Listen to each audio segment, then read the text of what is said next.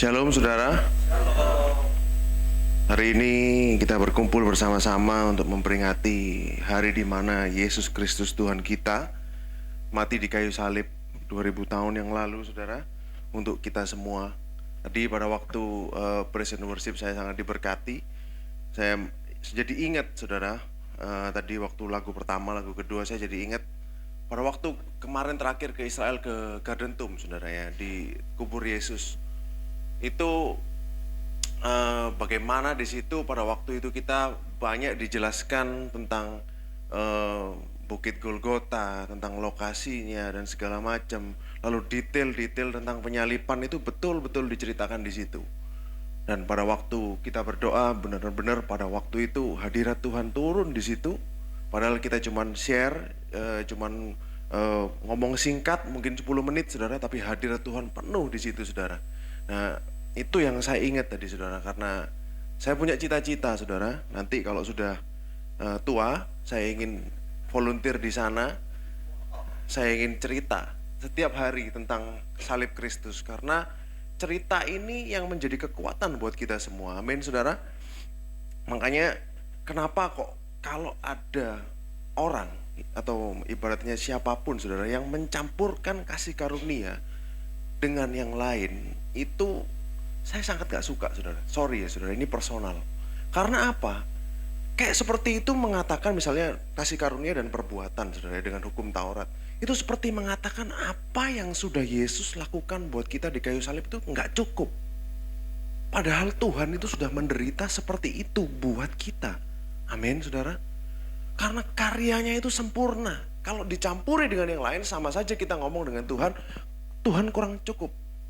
Saya masih harus kerja ini, saya masih harus kerja itu. Kita harus lakukan ini, lakukan itu. Itu benar-benar salah, saudara. Karena begitu Yesus itu mencurahkan segala-galanya buat kita di kayu salib. Amin, saudara. Masterpiece, karya agungnya Tuhan adalah bukan penciptaan. Mungkin kalau sebagai seorang seniman, Tuhan itu menciptakan ya, banyak menciptakan. Dia bikin dunia ini begitu indah beserta segala isinya dalam 7 hari di kitab Kejadian. Tapi itu bukan karyanya yang sempurna saudara. Karyanya yang paling sempurna adalah pada saat dia mati di kayu salib untuk menebus saudara dan saya. Amin saudara. Kenapa saudara? Karena pada saat dia ada tergantung di atas kayu salib, pada saat dia mati di kayu salib saudara, Tuhan itu menunjukkan esensinya. Dia dijelaskan di kitab surat 1 Yohanes ya saudara, bahwa God is love, Tuhan adalah kasih. Itu pada saat di kayu salib itu keluar, inti sarinya Tuhan itu keluar di kayu salib. Tidak dikatakan Tuhan itu berkat, Tuhan itu kesehatan, Tuhan itu kesembuhan, ataupun Tuhan itu berkat finansial, atau Tuhan itu wisdom, hikmat, Tuhan itu damai sejahtera. Bukan berarti semuanya itu tidak bukan atributnya Tuhan. Yes, mereka semua adalah atributnya Tuhan. Tetapi yang nomor satu adalah God is love. Karena itulah esensinya dia. Saudara bisa memahami sekarang. Jadi apapun yang dia lakukan, misalnya dia menolong kita, dia membantu kita, dia memberkati kita, dia memberikan kita damai sejahtera, yang lain-lain ini adalah luapan, overflow dari kasihnya yang begitu besar buat saudara. Dan kasih intinya dari Tuhan ini, pribadinya dia, esensi dari pribadinya dia itu keluar, tertunjuk pada saat dia mati di kayu salib untuk saudara dan saya. Amin saudara. Nah, seperti biasanya saudara, di New Covenant Church kita setiap minggu berbicara soal salib saudara. Bukan hanya pada saat Jumat Agung atau Paskah saja, tapi every week, setiap minggu kita berbicara soal salib. Karena memang salib itu adalah inti dari segala-galanya.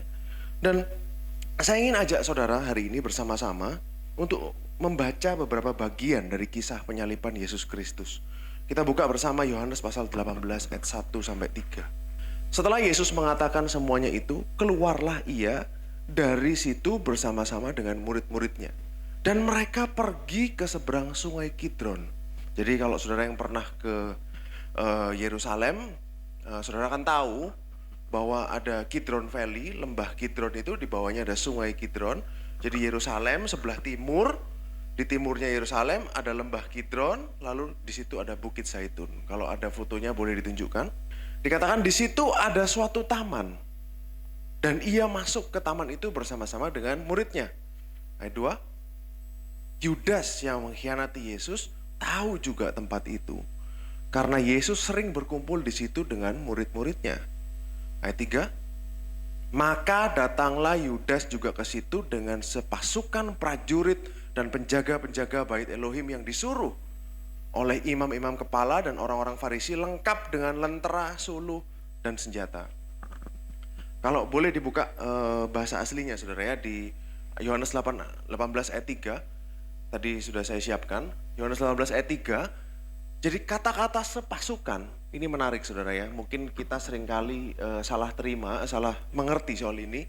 Kata-kata sepasukan ini pakai terjemahan kata bahasa Greeknya atau Yunaninya speran. Kalau dalam bahasa Inggris diterjemahkan cohort. Oke saudara. Nah, atau regimen. Ini sebenarnya adalah istilah militer. Jadi istilah militer Romawi pada zaman dulu. Mungkin seperti detasemen ya. Nah, kalau saudara buka definisinya, boleh speran ini dibuka definisi yang pertama. Sebenarnya berapa orang sih yang datangin Yesus? Berapa orang sih? Gitu saudara. Jadi dikatakan speran itu a body of soldiers ya saudara ya. Jadi dia kumpulan tentara atau cohort. Boleh dibuka definisi keduanya? Nah, kalau saudara lihat ini semua, nanti saya yang bacakan buat saudara ya. Jadi spera itu 500 sampai 1000 orang. Ini kata-kata yang dipakai oleh Rasul Yohanes, bukan oleh saya saudara ya. Dan ini jelas dari Thayer Greek Lexicon, 500 orang. Apakah betul seperti itu? Kita akan verifikasi saudara. Kita akan cek. Nah, ini istilah Romawi. Kalau mungkin ada istilah Romawi lain yang saudara kenal adalah legion. Satu legion berapa orang saudara? 5.000. Satu legion 5.000 orang. Oke. Nah, lalu pada saat saya lihat tentang ini saudara, saya kaget. Wah, pada waktu di Taman Getsemani itu berapa orang yang datang saudara ya? Banyak orang berarti yang datang. Padahal Taman Getsemani itu kan sempit. Apalagi mungkin zaman sekarang saudara. Mungkin zaman dulu lebih lebar kali ya. Nggak banyak bangunan. Karena mungkin nggak ada gerejanya. Nah, mungkin kita salah mengerti selama ini karena kita selalu lihat di film-film, di lukisan. Mungkin yang datang cuma 25 orang, 30 orang, mungkin 10 orang yang nangkap Yesus. Yesus pada waktu itu bersama-sama dengan siapa? Petrus, Yohanes, Yakobus. Murid-muridnya yang lain mungkin nunggu di luar. Tapi yang masuk ke dalam bersama dengan dia cuma 3 orang. Mereka kirim sebegitu banyak orang. Lalu diverifikasi lagi di Yohanes 18 ayat 12. Boleh dibuka Yohanes 18 ayat 12. Maka pasukan prajurit serta perwiranya dan penjaga-penjaga yang disuruh orang Yahudi menangkap Yesus dan membelenggu dia. Boleh dibuka bahasa aslinya? Yohanes 18 ayat 12. Nah, saudara, ada kata-kata commander, komandannya di situ. Bahasa Greeknya Siliarkos. Siliarkos ini kalau saudara klik, saudara buka, saudara kan tahu ini berapa orang nih harusnya. Commander of 1,000. Jadi dia itu pimpinan 1000. Bukan, ibaratnya bukan orang yang cuma prajuritnya 10, 20, 50, 30. Centurion, jadi kalau dalam bahasa Inggris ada namanya centurion, perwira. Itu yang pernah ditolong oleh Tuhan Yesus itu mungkin cuma 100. Tapi ini komandernya datang saudara, commander of 1,000. Nah, pada saat kita selidiki saudara, pada saat diselidiki ternyata di 4 kitab itu, ini kan istilah Romawi. Tapi di 4 kitab Injil tidak disebutkan ini adalah tentara Romawi. Ini adalah tentaranya imam besar, tentara-tentara penjaga bait suci. Tapi poinnya adalah, ini meskipun ini bukan 600, bukan 1000, mungkin saudara ya, karena ini kan rumusnya tentara Romawi. Tapi yang pasti ratusan orang datang untuk menangkap Yesus pada malam itu. Nggak mungkin cuma puluhan saudara. Karena perbandingannya 1000 sama 600. Kalau sampai puluhan terlalu jauh. Pasti ratusan orang yang datang pada waktu itu disuruh oleh imam-imam kepala untuk menangkap Yesus. Tujuannya apa? Mereka tidak boleh gagal. Karena para imam besar dan para pemimpin agama Yahudi bermaksudkan malam itu harus ketangkap Yesus, gak boleh sampai lepas, sampai dikirim segitu banyak. Kita tahu backgroundnya ini, kita tahu berapa orang yang datang untuk mendatangi Yesus. Saudara kan bisa mengerti dengan lebih baik cerita ini. Kita buka Yohanes 18 ayat 4 kelanjutannya. Yohanes 18 ayat yang keempat sampai ke-6. Nah ini lanjutannya saudara ya. Maka Yesus yang tahu semua yang akan menimpa dirinya. Jadi dia tahu setiap detail yang akan dia lewati. Itulah Tuhan dan yang kita sembah saudara. Maju ke depan. Berkata kepada mereka, ini loh pemimpin yang sejati itu Tuhan kita. Bukan sembunyi di belakang, pemimpin itu maju ke depan saudara. Maju ke depan dan berkata kepada mereka, siapa yang kamu cari? Ayat 5, jawab mereka, Yesus dari Nazaret. Katanya kepada mereka, akulah dia. Dalam bahasa Inggris disebutkan, I am he. Yudas yang mengkhianati dia berdiri juga di situ bersama mereka. I am he. Ayat 6, ketika ia berkata kepada mereka, akulah dia, apa yang terjadi saudara? Mundurlah mereka dan jatuh ke tanah. Saya kira dulu yang mundur paling cuma 10 orang saudara ya. Tapi ini yang mundur kan ratusan. Banyak orang saudara. Ini menunjukkan apa? Bahwa Tuhan Yesus yang kita saudara dan saya sembah itu jauh lebih powerful daripada semuanya. Otoritasnya dia begitu besar. Kuasanya dia begitu besar. Sampai dia cuma bilang I am he. Langsung tumbang semua saudara. Itu tentara loh saudara, bukan anak kecil yang tumbang. Tentara kan, pasukan yang tumbang. Begitu Tuhan menunjukkan bahwa dia powerful. Bahkan di Injil yang lain Tuhan bilang, kamu pikir aku gak bisa panggil 12 legion malaikat? 12 kali 5.000, tadi kita berapa?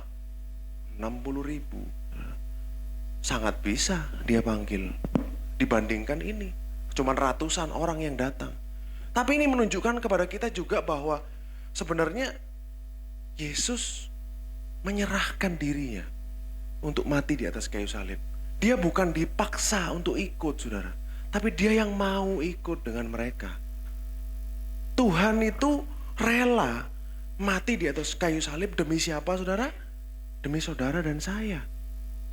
Dengan perspektif yang baru ini saudara akan semakin tahu bahwa Tuhan saudara ini sebenarnya tidak dibunuh.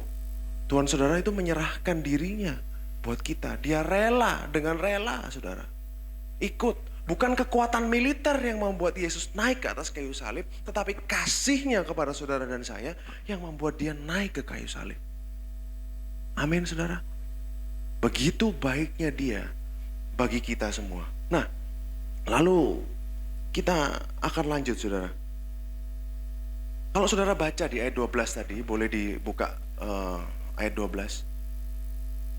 Maka pasukan prajurit serta perwiranya dan penjaga-penjaga yang disuruh orang Yahudi menangkap Yesus dan membelenggu dia. Kenapa Rasul Yohanes tulis membelenggu? Ada maksudnya saudara. Jadi semua di Alkitab ini ada maksudnya dan semuanya center on Christ. Jadi kenapa kok Yesus dibelenggu? Detail sekali Rasul Yohanes tulis. Kejadian 22 ayat 9 sampai 10. Ini menggenapi apa yang terjadi karena Yesus adalah anti-type. Jadi penggenapan dari apa yang dilakukan Abraham dan Ishak. Di Bukit Moria dikatakan apa? Sampailah mereka ke tempat yang dikatakan Elohim kepadanya. Lalu Abraham mendirikan mezbah di situ. Disusunnya kayu di, apakan saudara? Diikatnya Ishak. Anaknya itu. Dan diletakkannya di atas mezbah itu. Di atas, mana lagi saudara? Kayu lagi disebutkan, 2 kali lagi. Kenapa? Yesus salibnya kayu. Jadi apa yang terjadi? Yesus menggenapi di perjanjian lama itu semuanya saudara ya. Yesus itu sedang menggenapi satu demi satu. Satu demi satu dia genapi. Ada satu, pada saat saya belajar ini ada salah satu pelajar Alkitab yang mengumpamakan Tuhan ini kan menyembunyikan Kristus di dalam perjanjian lama begitu banyak.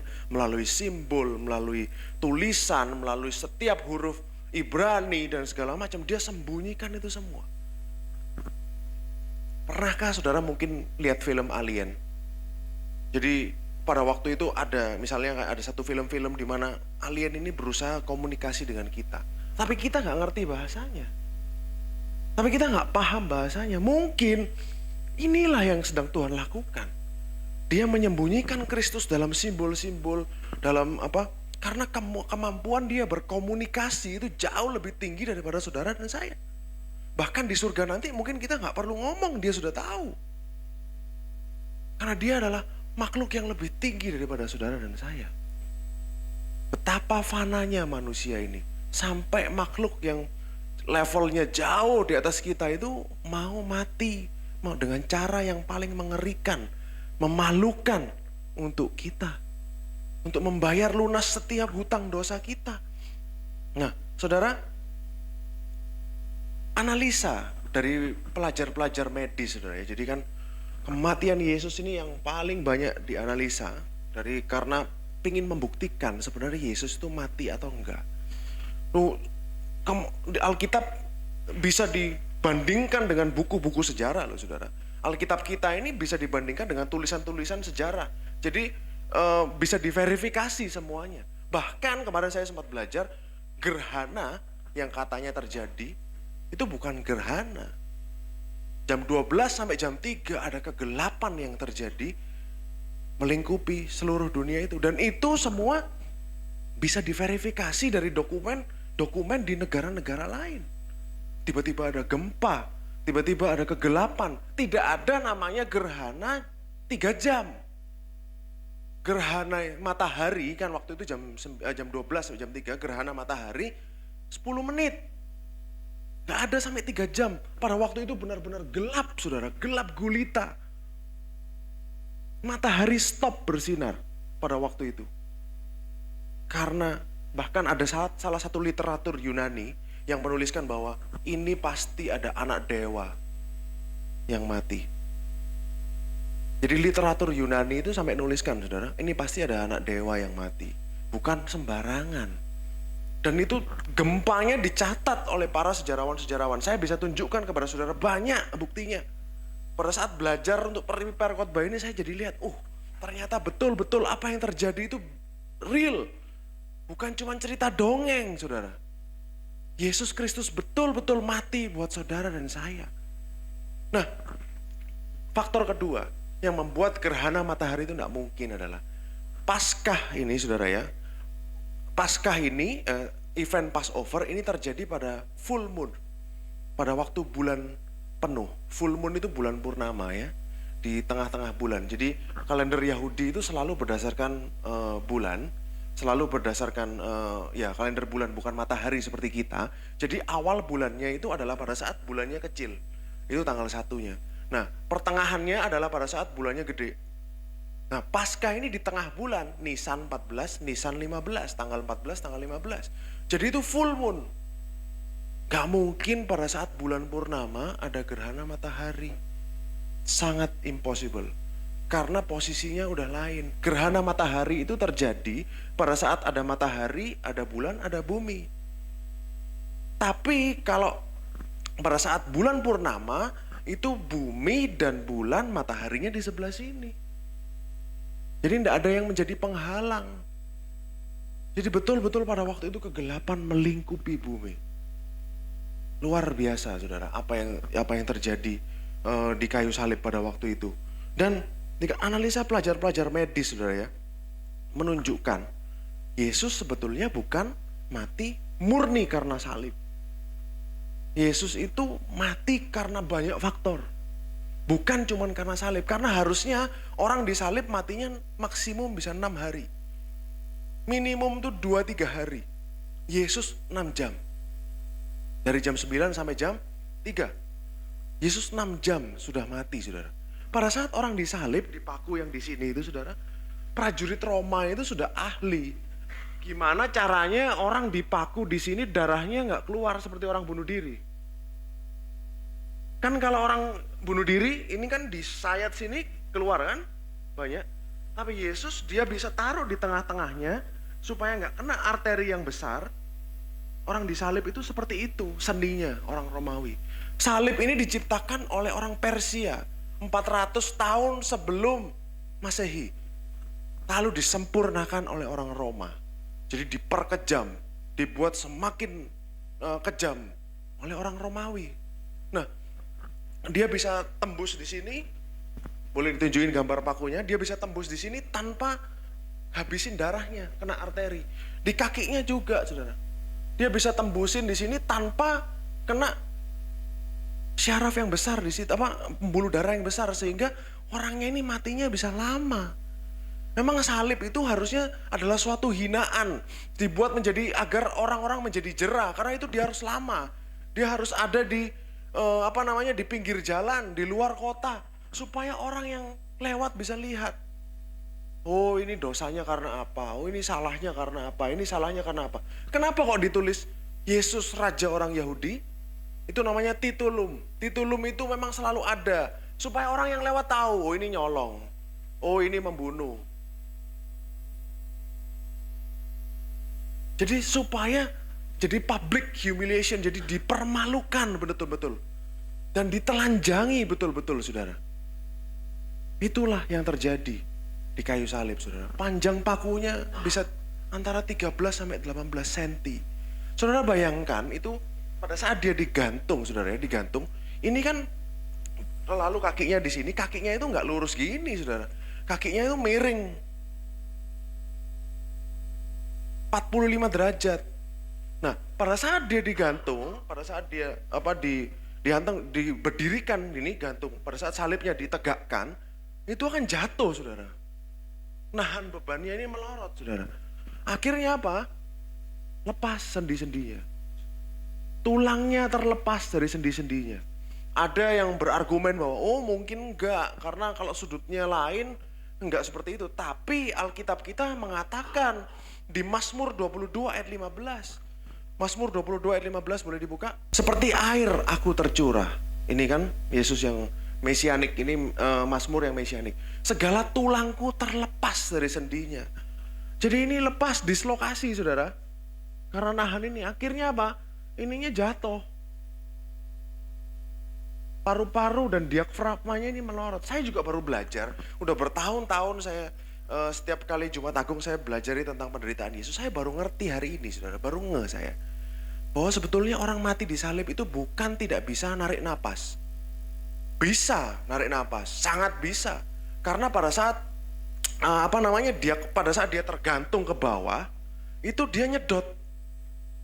Gampang dia nyedot, saudara. Karena diafragmanya turun. Diafragma yang di sini, saudara ya. Itu diafragmanya turun, jadi ada ruangan di sini, udara bisa masuk. Yang membuat dia susah, yang menyiksa buat dia adalah dia tidak bisa membuang napas. Saudara bisa bayangkan nggak? Saya nggak bisa. Mungkin kalau orang ditenggelamkan di air, dibunuh dengan cara ditenggelamkan di air, itu mungkin kita bisa dapat bayangan ya, nahan napas itu, nggak bisa narik napas tuh ngerti gimana caranya. Rasanya sedikit mengerti. Tetapi kalau nggak bisa buang napas, ini rasanya gimana? Karena apa? Kalau untuk buang napas, ini diafragma harus dinaikkan. Jadi diafragmanya pada saat kita exhale, keluarin napas, ini diafragma naik, dia nekan paru-paru, napas keluar. Nah, sedangkan kakinya dipaku. Tangannya sudah dislokasi. Saudara bayangin, kenapa kok Yesus itu pada waktu di kayu salib ngomongnya singkat-singkat? Karena pada saat dia ngomong, itu dia nendang ini loh, saudara. Jadi setiap kali ngomong, mereka mau buang napas, kalau orang ngomong itu kan udaranya keluar.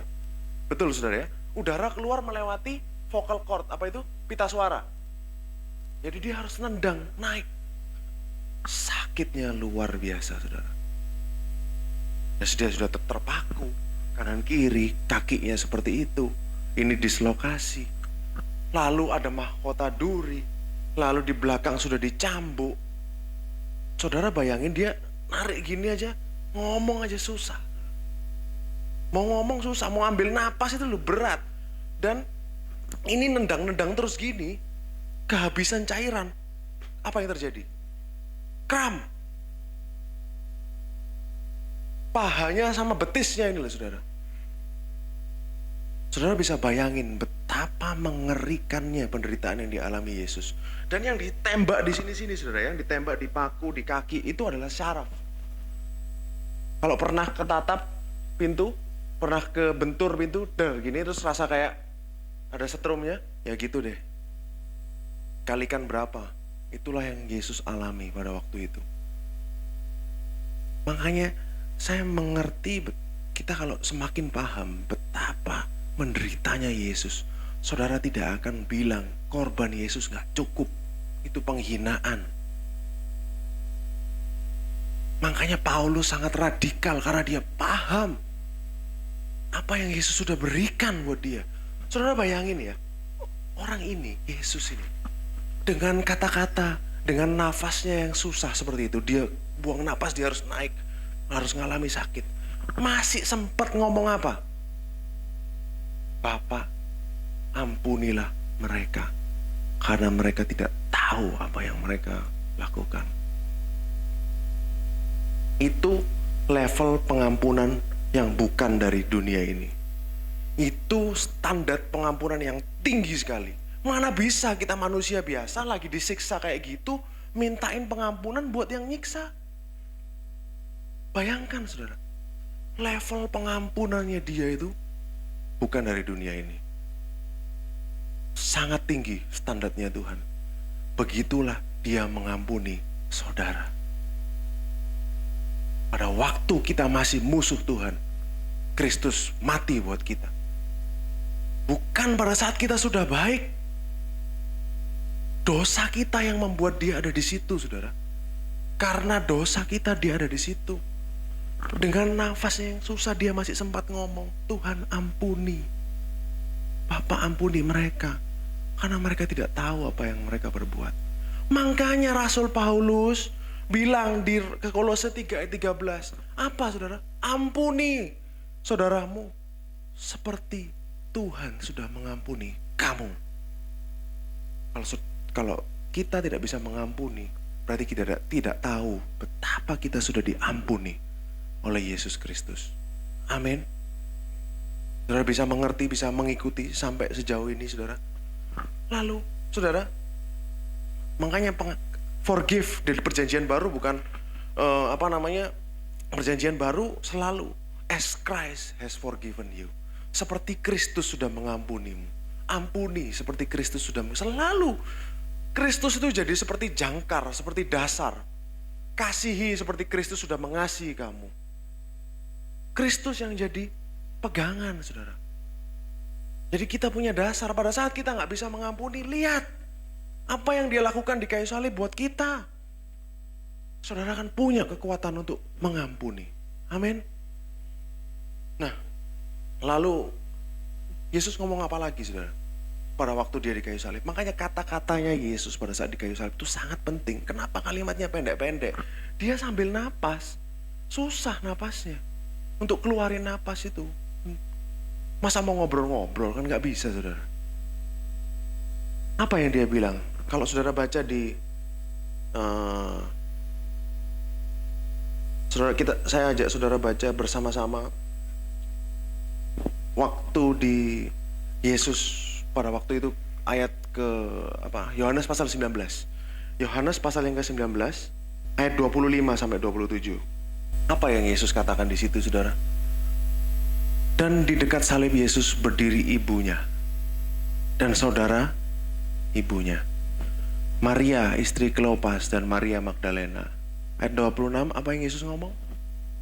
Ketika Yesus melihat ibunya dan muridnya yang dikasihinya di sampingnya, berkatalah ia kepada ibunya, Ibu, inilah anakmu. Bilang ke Maria. Kemudian ayat 20 terakhir. Kemudian katanya kepada muridnya, inilah ibumu. Dan sejak itu murid itu menerima dia di dalam rumahnya. Sampai terakhir pun Yesus masih jadi domba yang sempurna, mematuhi hukum Taurat. Apa? Hukum yang kelima, hormatilah ayahmu dan ibumu. Tapi dia begitu sempurna, dia bukan cuma hanya menghormati, dia mengasihi. Betul saudara? Kalau saudara ingin anak saudara hormat dan mengasihi saudara, bawalah ke Yesus. Dengan nafasnya yang terakhir, dengan susah payah, dengan penuh sakit, dia masih mikirin Maria. Sempet-sempetnya ngomong Maria ini, Yohanes titip Maria. Betapa baiknya Tuhan yang kita sembah. Amin saudara. Ini loh, kalau saudara ingin anak-anak saudara menghormati, mencintai saudara, bawa mereka kepada Yesus. Mereka akan lihat betapa sempurnanya Yesus Kristus itu. Ini yang akan merubahkan orang. Ini akan membuat orang itu semakin paham, semakin tahu. Akhirnya pelan-pelan perilaku akan berubah. Bukan hukum Taurat. Amin saudara. Dia adalah domba Paskah yang sempurna.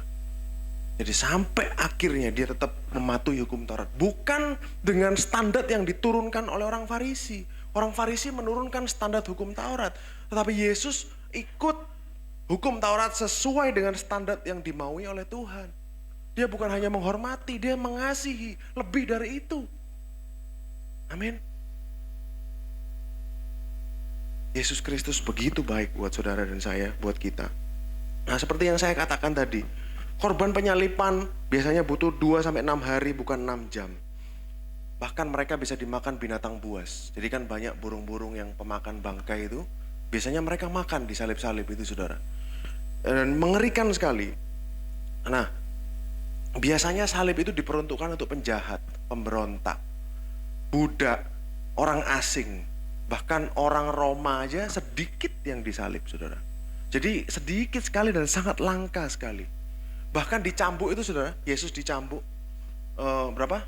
Yang katanya hukum Yahudi 39 kali. Saya nggak yakin 39 kali karena yang nyambuk orang Roma. Orang Roma tidak terikat oleh hukum Yahudi. Bisa lebih Yesus dicambuk. Ada yang ahli yang memperkirakan bahwa setiap cambukan itu 20 jahitan. 20 itu cuma satu saudara. Jadi seret gini itu 20 jahitan. Berapa senti gitu saudara.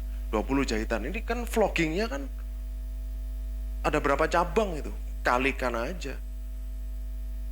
Makanya dia bilang apa di Yohanes Mazmur, tulang-tulangku aku bisa hitung. Karena benar-benar hancur pada waktu itu saudara. Dan dia dipakein jubah.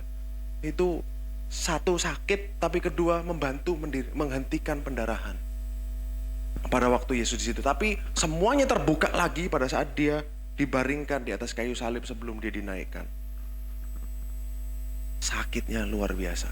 Itulah yang Yesus lakukan buat saudara dan saya. Nah, lalu sebelum Yesus mati saudara, sebenarnya apa yang terjadi? Pernah saya ceritakan di sini, karena dia shock, karena dipukul, kehilangan banyak darah, disiksa seperti itu, kehilangan banyak sekali darah. Dia itu, apa yang akan terjadi pada saat tubuh manusia kehilangan banyak darah? Ini jantungnya, ritmenya akan naik. Dia harus mompa, karena kebutuhan oksigennya nggak ada yang bawa. Kan darah itu bawa oksigen. Lalu tensinya akan turun saudara. Blood pressure-nya akan turun. Apa yang akan terjadi? Dia akan mengalami shock. Makanya pada saat Yesus bawa kayu salib itu, yang kira-kira beratnya 30-40 kilo itu jadi bukan dia bawa 2 saudara ya. Itu bawanya 1. Jadi bawanya 1 bukan 2. Jadi kayu salibnya kan ada 2 sisi. Itu bawanya 1, itu beratnya 30-40 kilo saudara. Akhirnya dia harus jatuh. Bayangin Yesus gak tidur 36 jam loh saudara. Kurang tidur loh. Kita kan gak tidur semalam aja sudah gak enak semua. Ini disiksa lagi saudara. 36 jam dia gak tidur sampai dia mati. 40 kilo dia harus tanggung itu. Makanya dia jatuh. Itulah yang dialami syoknya Tuhan itu. Jadi pada saat dia di atas kayu salib, buktinya apa dia tidak mati karena salib? Karena pada waktu mereka mau patahkan kakinya, jadi ini yang dilakukan oleh orang Roma, supaya dia nggak, kan buang napas ini kan kakinya masih ada kekuatan saudara ya. Kalau nggak bisa dia buang napas, patahin aja ininya, tibula tibia, tulang tibula tibia. Ini susah, matahinnya susah saudara. nggak gampang. Supaya nggak bisa napas, itu kalau sudah ini nggak bisa, udah patah, mungkin 5 menit sudah mati. 5-7 menit mati. Makanya pada waktu itu mau Paskah, tidak boleh ada yang tergantung di kayu salib. Orang Roma tahu mau dipatahkan kakinya Yesus. Tetapi kan ada nubuat, no bone shall be broken. Tidak ada tulang yang patah. Jadi Yesus sudah mati dulu. Kemungkinan Yesus 30 menit sebelum itu sudah mati. Karena pada saat dia tusuk, jadi Yesus bukan ditusuk sisinya itu jantungnya sini, saudara. Ditusuk keluarnya apa? Air dan darah. Karena pada saat itu kekurangan darah, kekurangan darah, akhirnya air masuk, ini mompakan masuk ke dalam jantungnya. Itu namanya pericardial effusion. Terjadi kalau orang kanker paru-paru. Sampai jantungnya penuh air. Nah, paru-parunya, jantungnya penuh air. Masuk air, pada saat ditusuk keluar airnya. Itu Yesus matinya sebenarnya karena gagal jantung. Bukan karena penyalipan. Kalau penyalipan lama dia matinya, saudara. Belum mati, dia memang nyerahkan nyawanya. Bahkan dia katakan apa? Bapa, kepadamu kuserahkan nyawaku. Habis itu Yesus mati. Inilah indahnya, saudara. Apa yang sudah dia berikan buat saudara dan saya. Apa yang sudah dia lakukan buat saudara. Saya yakin gak ada orang yang pernah kayak gini buat saudara. Dalam hidup saudara, udah berapa tahun saudara hidup, gak ada orang yang pernah kayak gini buat saya juga gak ada. Hanya satu, yaitu Yesus Kristus Tuhan kita. Amin. Dan dia lakukan ini karena dia mau bersama-sama dengan saudara. Kita baca lagi Yohanes 19 ayat 28 sampai 29. Tadi kan ada nubuat, saudara. Seperti air aku tercurah, kita baca kan. Kenapa? Karena darahnya udah keluar semua. Seperti air aku tercurah. Itulah curhatnya Yesus pada waktu di kayu salib. Sesudah itu, karena Yesus tahu bahwa segala sesuatu telah selesai, berkatalah ia supaya genaplah yang tertulis dalam kitab suci. Dia bilang apa? Aku haus. 29, di situ ada suatu bekas penuh anggur asam. Jadi kayak bukan bekas, saudara ya. Ini kayak seperti kendi penuh dengan anggur asam. Anggur asam itu vinegar. Vinegar apa? Cuka ya. Cuka. Maka mereka mencucukkan bunga karang yang telah diselupkan dalam anggur asam pada sebatang hisop, lalu mengunjukkannya ke mulut Yesus. Ini kenapa, saudara? Apa yang terjadi di sini? Digenapi kok Mazmur 22 ayat 16. Mazmur 22 ayat 16, kekuatanku kering seperti beling. Jadi dia udah benar-benar lemah pada waktu itu. Dikatakan apa? Lidahku melekat pada langit-langit mulutku. Dalam debu maut kau letakkan aku. Apa ya? Haus. Karena kehilangan banyak cairan, saudara. Itulah yang terjadi pada waktu itu. Mazmur 69 ayat 22 boleh dibuka. Bahkan mereka memberi aku makan racun, dan pada waktu aku haus, mereka memberi aku minum anggur asam. Jadi Tuhan menggenapi apa yang dituliskan tentang dia di kitab Mazmur. Dan sebenarnya apa sih? Kenapa sih kok anggur asam? Apa sih signifikannya di situ dengan hisop? Kenapa kok dikasihkan dengan hisop khusus? Spesifik kan bisa dikasih dengan pedang, dengan tombaknya dia mungkin kalau terlalu tinggi. Kenapa harus pakai hisop?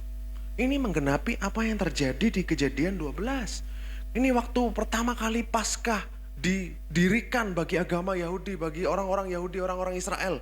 Keluaran 12 ayat 21 sampai 24. Apa instruksinya Tuhan, saudara? Kita akan baca di sini. Lalu Musa memanggil tua-tua Israel serta berkata kepada mereka, pergilah, ambillah kambing domba untuk kaummu, sembelilah anak domba Paskah. Kemudian saat kamu harus mengambil seikat hisop, ada hisop, saudara, dan mencelupkannya dalam darah. Darahnya di mana? Yesus, korban itu. Dan darah itu kamu harus sapukan pada ambang atas dan pada kedua tiang pintu. Seorang pun dari kamu tidak boleh keluar pintu rumahnya sampai pagi. Saya nggak tahu pintu rumahnya dari apa, dari batu, dari kayu. Tapi salib Kristus dari kayu. Semua elemen yang ada, darah, hisop, itu semuanya ada di Bukit Golgota. Ini terjadi 2000 tahun sebelum Yesus mati di Gosyen. Paskah yang pertama, dan terjadi lagi Paskah yang sejati di Bukit Golgota. Yesus Kristus, anak domba Paskah kita. Semua elemennya ada di situ. Banyak pelajar-pelajar Alkitab yang berusaha menginterpretasikan apa yang terjadi di sini, saudara ya. Nah, ada yang bilang bahwa vinegar, cuka itu dibuat dengan fermentasi yeast, ragi. Ragi itu dalam Ibrani, Hebraism artinya adalah dosa. Jadi pada saat Yesus minum anggur asam, dia itu menanggung dosa kita pada waktu itu dalam tubuhnya. Ada juga yang bilang, ada juga interpretasi yang bilang seperti ini, saudara, bahwa ini anggur adalah cawan murka yang akan diminum Yesus. Waktu itu Yesus ngomong ke Petrus di Yohanes 18 ayat 11. Yohanes 18 ayat 11. Dia katakan apa, saudara? Sarungkan pedangmu itu. Bukankah aku harus minum cawan yang diberikan Bapa kepadaku? Itu ada yang menginterpretasikan seperti itu, saudara. Tapi apapun itu, Tuhan Yesus menggenapi semuanya. Dan dia sempurna. Yohanes 19 ayat 30. Sesudah Yesus meminum anggur asam itu, berkatalah ia, sudah selesai. It is finished. Lalu ia menundukkan kepalanya dan dia give up his spirit. Dia serahkan nyawanya. Jadi sampai detik terakhir pun dia masih punya kendali, saudara. Yesus sempat ditawarin wine mixed with gall. Gall itu seperti mur. Jadi untuk menghilangkan rasa sakit, supaya dia nggak kerasa sakit, ditawarin. Setelah dia nyoba, dia nggak mau, saudara. Kenapa? Karena dia ingin merasakan semuanya. Dia ingin mengalami semuanya. Jadi Yesus nggak mau dibuat mati rasa, saudara ya. Dia tetap memilih untuk mengalami detik demi detik, napas demi napas, betapa sulitnya, betapa sakitnya. Dia ingin mengalami semuanya akibat dari dosa kita. Itulah Tuhan yang saudara dan saya sembah. Tuhan kita bukan Tuhan yang seperti bos, lalu habis itu cuma tinggal perintah-perintah. No, tapi dia Tuhan yang turun sendiri. Dia Tuhan yang mau mengalami apa yang saudara alami. Dia mau berjalan bersama-sama dengan saudara. Makanya kenapa Roh Kudus ada bersama-sama dengan kita, saudara. Kenapa kok ada Roh Kudus bersama-sama dengan saudara? Karena dia mau menjalani hidup saudara bersama-sama dengan saudara. Pada saat kebangkitan, sorry saya agak maju sedikit lompat. Saudara ingat, manusia diciptakan dengan hembusan nafas Tuhan.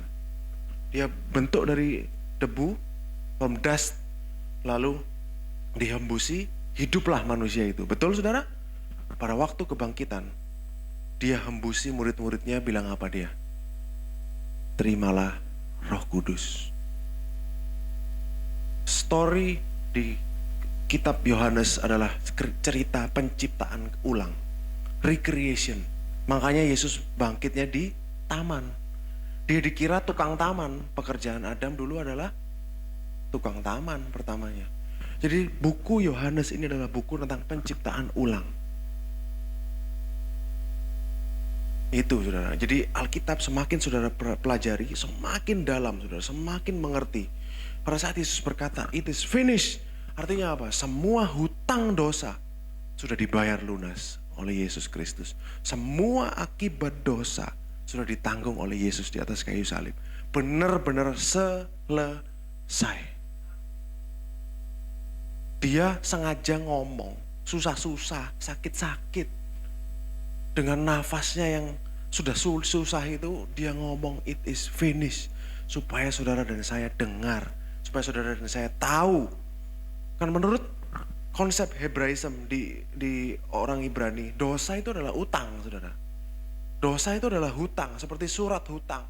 Makanya Yesus katakan it is finished, dia sudah bayar semua hutang dosa kita. Supaya apa? Supaya saudara dan saya beroleh tempat bersama-sama dengan dia di kekekalan nanti. Seringkali kita menganggap bahwa hidup di sini lebih besar. Kita membesar-besarkan hidup di dunia ini. Padahal dibandingkan dengan kekekalan, hidup di dunia ini cuma gak ada artinya. Debu. Kekekalan itu selamanya, saudara. Kita 80 tahun di sini lama banget ya. Kekekalan berapa lamanya? Seringkali, apalagi kayak saya pengajaran-pengajaran yang tidak mementingkan salib. Bilang aja, oh ya salib, pokoknya tahu Yesus gitu mati. Itu merendahkan. Karena dia nggak ngerti nilai dari korban Kristus di atas kayu salib itu. Kita akan mengerti penuh apa yang sudah Yesus berikan buat kita di kayu salib pada saat nanti kita ketemu dia. Kita tutup mata di bumi, kita buka mata bersama-sama dengan dia di surga. Kita akan ngerti, oh ini Tuhan. Yang engkau sudah mati, sampai engkau rela menderita buat aku. Di bumi susah-susah. Ini Tuhan yang engkau ingin kasih ke aku. Di bumi gak akan mengerti. Kita di bumi, manusia akan terlalu takluk pada kesia-siaan. Setiap hari kerja.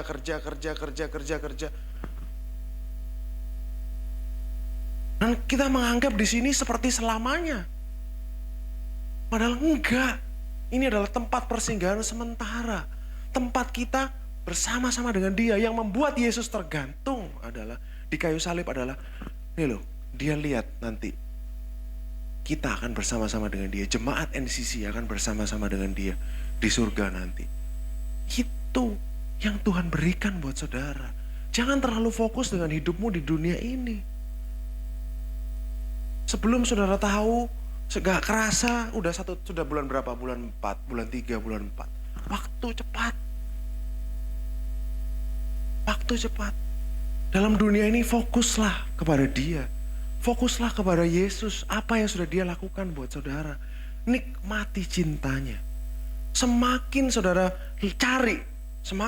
cari Alkitab ini, semakin saudara buka, saudara akan semakin dibukakan. Semakin saudara gali Alkitab ini harta yang terpendam. Karena ini yang nulis adalah the living word. Ini bukan cuma kata-kata biasa, bukan cuma omongan orang biasa, saudara. Karena ini ada yang nulis adalah the living word, firman yang hidup. Kata-kata Tuhan yang hidup.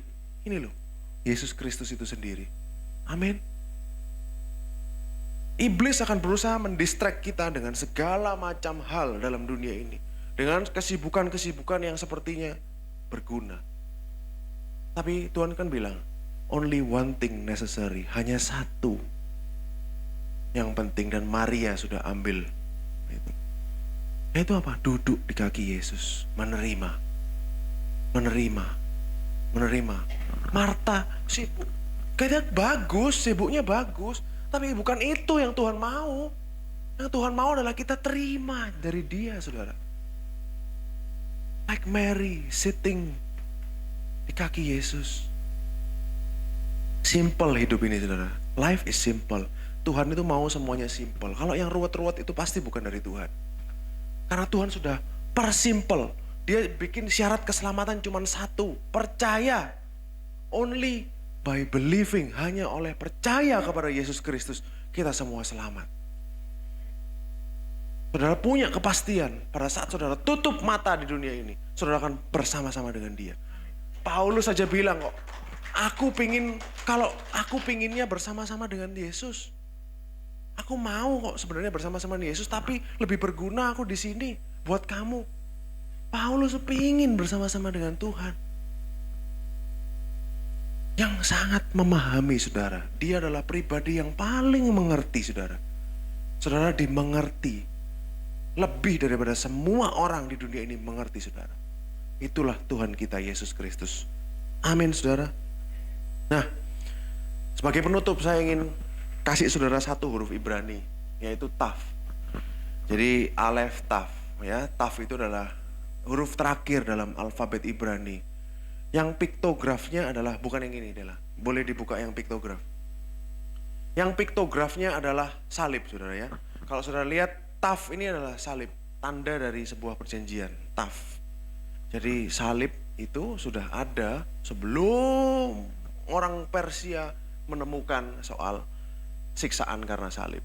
Orang Ibrani dari zaman Abraham, Musa itu udah tahu salib. Padahal belum ada siksaan salib, saudara ya. Mereka tahu itu adalah tanda. Lalu kata Taf. Nah, kata Taf ini kalau diartikan kan tanda. Dalam bahasa Ibrani, kata-kata tanda, sign, itu adalah taf dan faf. Taf hurufnya dua, taf dan faf, bukan taf aja. Kalau dalam bahasa Ibrani sehari-hari itu bukan hanya satu huruf tapi dua, taf dan faf. Taf itu adalah salib, faf apa saudara? Paku. Apa artinya? Itu adalah sign. Salib itu adalah, ibaratnya mark, itu tanda, itu adalah sign. Kenapa? Di kayu salib, saudara ya, pada saat Yesus mati di atas kayu salib, gunanya paku itu apa saudara? Gunanya paku itu untuk menghubungkan dua benda. Betul ya? Makanya Yesus terpaku, Yesus dihubungkan dengan kayu salib. Paku itu gunanya untuk menghubungkan dua benda. Artinya melalui kayu salib. Jadi boleh dibuka yang taf dan faf tadi. Nah, melalui kayu salib, saudara ya, melalui taf itu, kita dan surga itu, kita dan Tuhan itu sudah hubung kembali. Jadi huruf Ibrani ini kaya, saudara, dan semuanya menjurus kepada Yesus. Jadi saudara dan saya sudah terhubung erat dengan Tuhan karena sudah dipakukan, connected. Tidak ada yang bisa memisahkan saudara dari kasih Tuhan.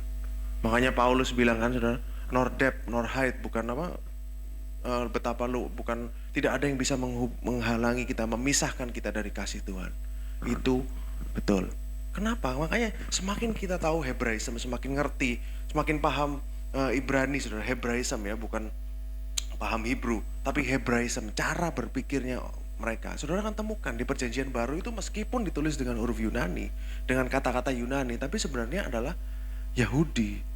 Makanya pada saat dia bilang, I am the Alpha and Omega, itu kita langsung pakai pikiran Ibrani, akulah Alef dan Taf. Alef Taf, kata-kata Alef Taf yaitu tanda atau tanda tangannya Tuhan yang melambangkan Yesus di Perjanjian Lama. Ditulis berapa kali saudara? 6.000. Perjanjian Lama itu ada tulisan Alef Taf itu sampai 6.000 kali saudara. Hurufnya itu ada di situ. Dari situ saudara akan tahu pemikirannya Tuhan itu tentang anaknya, bukan tentang yang lain. Dia hanya bisa dipuaskan dengan Yesus Kristus. Oleh karena itu pada saat saudara percaya kepada Yesus 100%, saudara sedang menyenangkan Tuhan. Pada saat saudara mulai pakai effort saudara, itu saudara mulai bilang Yesus gak cukup. Saudara berusaha menyenangkan Tuhan, berusaha mengatur Tuhan dengan usaha kita. Gak bisa. Oh berarti kalau saya berbuat baik, berarti semua yang baik akan datang kepada saya. Oh berarti kalau aku lakukan hukum Taurat, semua yang baik akan datang kepadaku. Betul, tapi problemnya kita tidak bisa lakukan semua. Terkutuklah orang yang mengandalkan kekuatannya sendiri. Kutuk loh saudara, gak main-main. Jadi benar-benar Tuhan itu mau kita 100% berserah kepada dia. Pokoknya percaya aja. Dia yang akan pimpin kita. Dia yang akan tuntun kita dalam setiap jalan dalam hidup kita. Apapun yang kita lakukan, kita serahkan kepada dia. Tuhan, aku percayakan hidupku dalam tanganmu. 100%. Aku percayakan semuanya. Itu Tuhan happy. Kalau masih pakai effort, masih pakai usaha manusia, itu sama aja dengan menghina. Yesus sudah lakukan sampai ekstrim begitu saudara. Masa saudara mau kotori dengan perbuatan tangan kita? Lucu saudara, nggak make sense. Itu kebodohan menurut saya. Itu adalah tipu muslihat iblis yang masih masukkan mix dalam Injil-Injil, campuran hukum Taurat, campuran usaha manusia, merasa manusia itu bisa mengendalikan Tuhan. Oh kalau aku lakukan ini, aku lakukan itu, aku berbahasa roh, mujizat akan datang. Belum tentu. Tuhan tidak bisa diatur oleh kita. Dia bukan robot, input, kontrol alt del, restart. Komputernya langsung mati. No, dia nggak bisa kita atur. Karena dia seorang pribadi yang dinamis.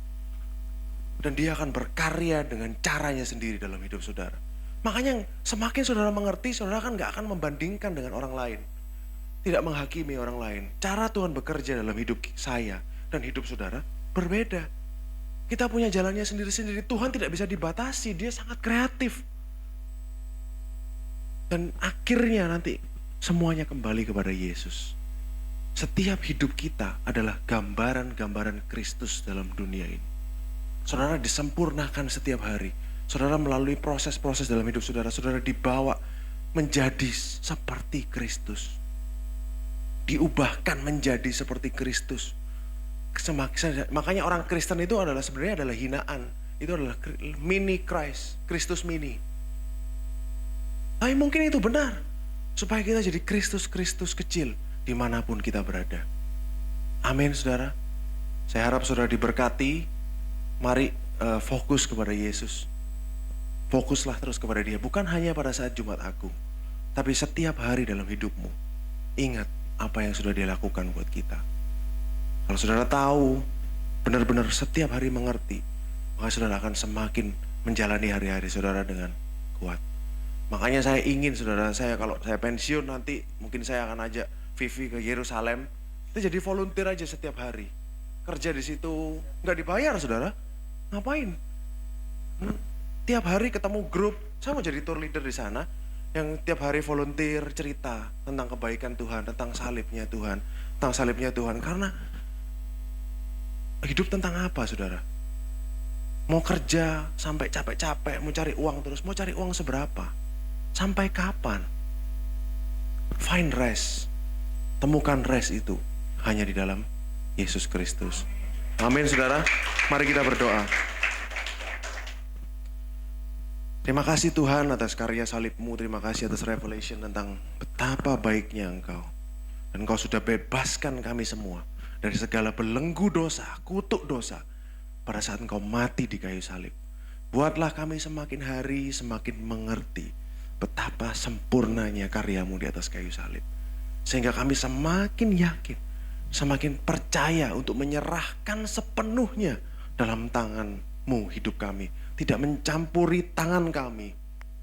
Karena kami tahu bahwa Engkaulah yang pegang kendali dan Engkau sangat mengasihi kami.